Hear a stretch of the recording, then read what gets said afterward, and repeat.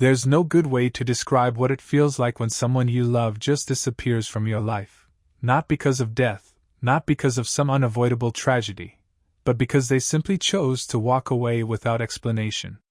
It's a wound that bleeds confusion more than anything else. I was 36 when my wife left.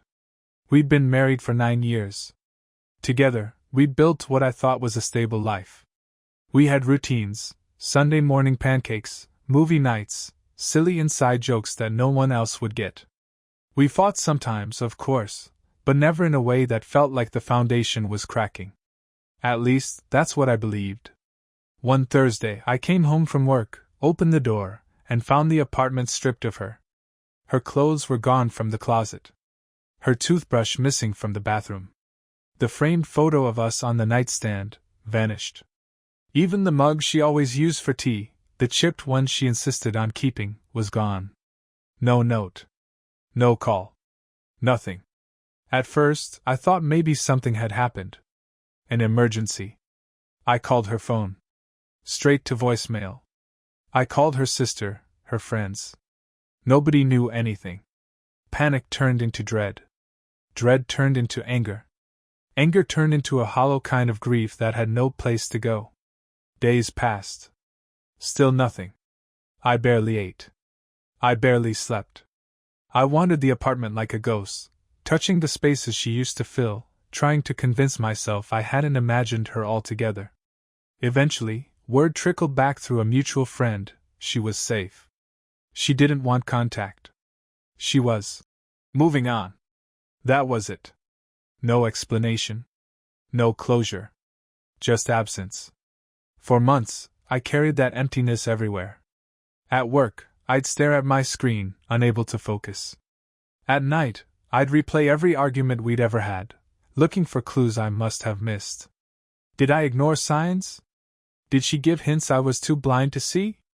The human mind would rather blame itself than accept the unbearable truth that sometimes people just leave.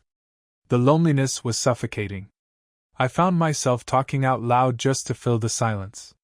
Sometimes I'd start to say something to her, some small observation about the day, before remembering she wasn't there. I can't describe the ache of realizing your instinct to share your life has nowhere to land. But here's the part one didn't expect. Slowly, painfully, I started to build something out of the wreckage. At first, it was survival. Forcing myself to eat real meals, even if it was just scrambled eggs. Going for walks just so I wouldn't dissolve into the couch. Calling my mother more often, even though I hated admitting I needed comfort. Then, survival turned into something else. I started therapy. At first, I sat in silence, arms crossed, daring the therapist to fix me. But week after week, the words spilled out, the hurt, the confusion, the shame.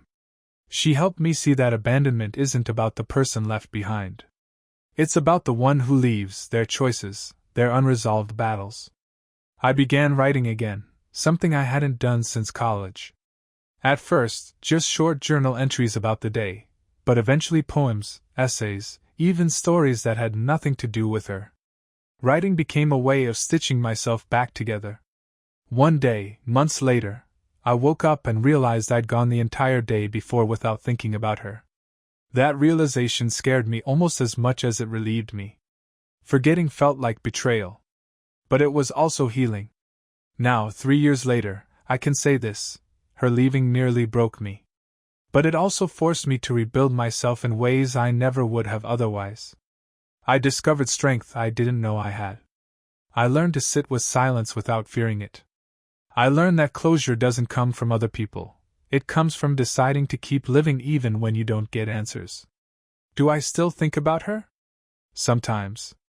Mostly when I see couples laughing in cafes, or when I hear a song she used to love. But the thoughts don't crush me anymore. They pass like weather. The day she walked out without a word was the worst day of my life.